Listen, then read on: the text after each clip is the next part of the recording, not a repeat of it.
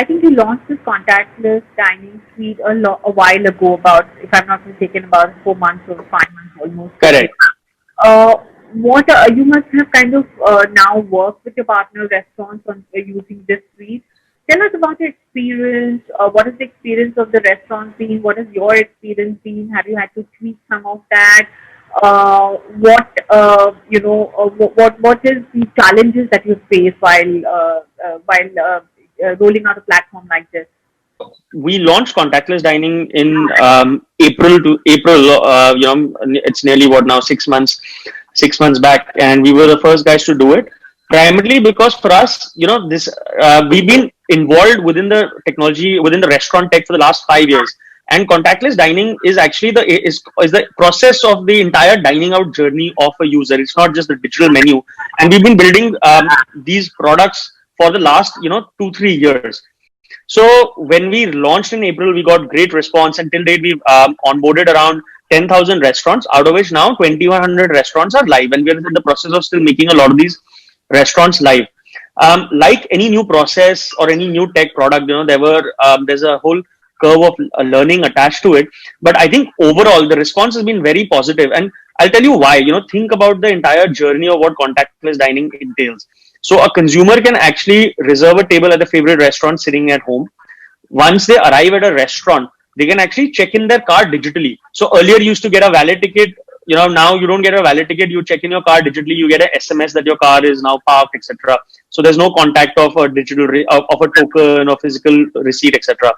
Then before even entering the restaurant, you can actually view the menu as well. So you have a link when you reserve. You get a link on your phone. You can open the link. You can look at the menu, and in a lot of cases, you can pre-order as well. The advantage of pre-ordering is that it saves you time when you're at the restaurant. Typically the process was that you arrive at a restaurant, you get seated, then you're given the menu, and then you order food, and it takes around 30 minutes for the food to come. Now we've eliminated that, and you can actually pre-order while you're either entering the restaurants or while you're standing outside the queue, etc. And that helps you save time in your entire eating out process, entire meal time. And it's more important for the restaurant, especially in today's today's world, because the restaurants need to seat more people on the same table to get additional revenue, because their now capacity has been reduced. So as a result, it reduces table turnaround time, and hence it becomes more profitable, or it adds revenue or more profitable overall to the restaurant. As a consumer also, when you are ordering from the phone, different people are actually looking at different things. So you scan one QR code, so everyone sitting on the table can scan the same QR code and open, and can all add to the same cart. Now menus, if you think about it, are one item that change hands the most inside a restaurant. People might not be comfortable looking at physical menus in today's world. A lot of countries across the globe, in fact, have mandated QR codes for menus inside restaurants. And it's all the whole evolution of using technology inside a restaurant. So you can scan the QR code, you can order from it, then you can add additional items to the menu. And once you're done, you can pay the bill and walk out. And once you're done paying the bill, you can also actually request your car to come. So typically what happens in a valet situation is that you had your meal, then you go and you're standing outside with 15-20 people and then waiting for the car to come. Now all of that can get eliminated, because using the digital link, you can get your car to arrive, and then you only walk out once your car is there. So the idea is that the process is reducing human touch points wherever possible, not eliminating them. And it's beneficial to the consumer, and it is beneficial to the restaurant. From a consumer perspective, the menu, the way we've configured the menu is that you can do great smart combos. So for example, if you order a pizza, you can get an offer on a beer. So there are very individualistic things that are happening, and a very personalized way of dining, which is happening now with the digital menus and the QR codes. So yeah, so we've had a lot of learnings, but it's something that is working really well. And in fact, one big key rise has been in the use case for takeaways. So takeaways as a category has exploded in the last 3-4 months, because now even if you don't want to sit inside a restaurant, people have been holed up in their houses the last 6-7 months. They want to get out, take a break from their routine. So you can actually pre-order and then you can go pick up your food. And it just adds to a sort of a experience, stepping out of the house with friends, family, whatever it is. And we are enabling takeaway at, at major hubs such as Cyber Hub in Delhi. We're working with Phoenix Malls in Mumbai. So the idea is that all of this now is possible through the use of technology. And we've had our learnings on the way and we're improving as we go along. I think the challenge is that it's a new technology which is unknown for the restaurant and for a consumer perspective. See, QR codes as such, were not too prevalent in India before. Like, so for example, let me give you an idea of example of China. In China, 96% of the digital transactions that happen are taking place via QR code, and that QR codes exist from small vendors to large restaurants. Now, this was not the case in India. So from adoption perspective, it becomes a sort of a challenge. Getting the user to start using QR codes, getting a restaurant, and everyone wants to go back to the normal or the old way of doing things. But I think, COVID has been a great sort of learner for all of us, and I think it's here to stay. So adoption, I would say, is probably the key challenge in this. What happens, a technology like this, you said China has about now 96% of their transactions is pretty much digital. Yeah.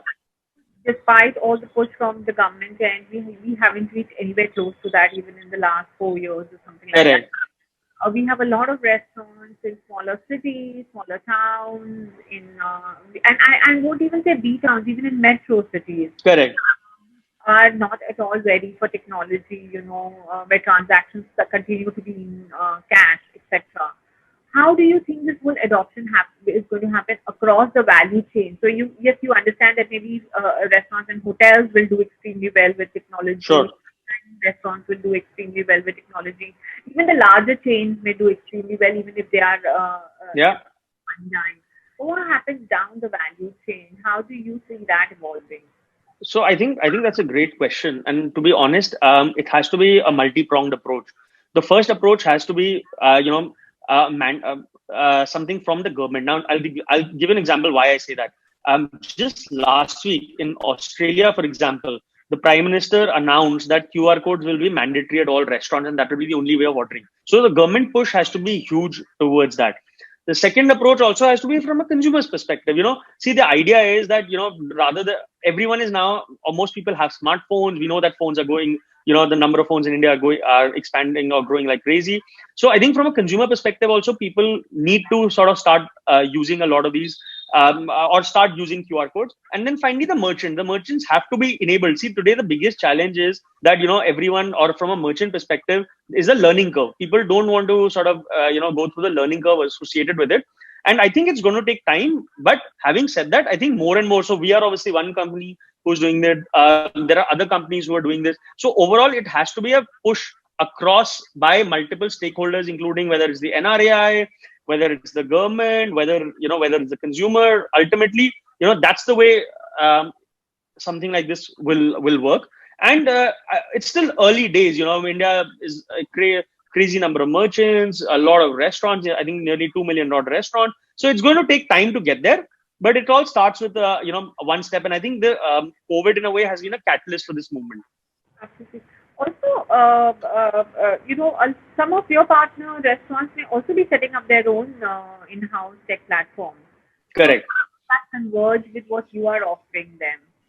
So, to be honest, the answer to that is, very simple. Obviously, some restaurants will try to do their own thing. But the idea is that, we've been doing this for the last 8 years. We are specialists at it. Our core is technology. From a restaurant's perspective, their core is not technology. Their core is hospitality. And a lot of our restaurant partners, now are understanding that. So from a tech perspective, we are actually the largest tech platform for restaurants in India, with around 20,000 restaurants using some form of technology that we provide.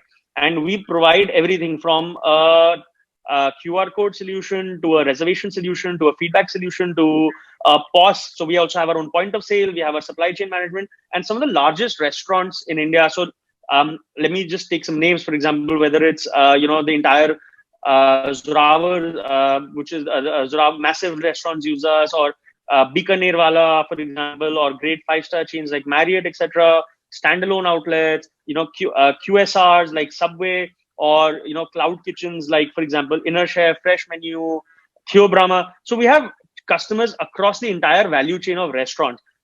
And we have a solution that works for everyone.